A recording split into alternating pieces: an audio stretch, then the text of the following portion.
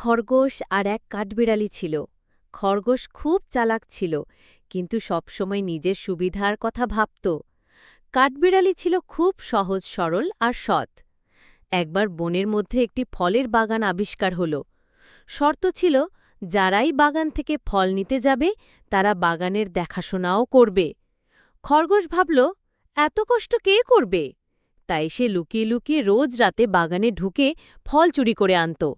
অন্যদিকে কাঠবিড়ালি দিনের বেলা কঠোর পরিশ্রম করত, আগাছা পরিষ্কার করত আর গাছগুলোকে জল দিত। এরপরে সে নিয়ম মেনে কিছু ফল নিত। খরগোশের চুরি করা ফল খুব মিষ্টি ছিল, আর তার বন্ধুদের কাছে সে গর্ব করে বলত, দেখো আমি কত বুদ্ধিমান, কষ্ট না করেই কত ফল পাচ্ছি। একদিন বাগানের মালিক এসে দেখলেন যে বাগানটির খুব খারাপ অবস্থা। তিনি বাগান বন্ধ করে দিলেন। খরগোশ তখন আর ফল চুরি করতে পারল না। কিন্তু কাঠবেড়ালির পরিশ্রম দেখে মালিক খুব খুশি হলেন।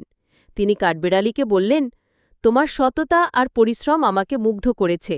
তুমি যত খুশি ফল নিতে পারো।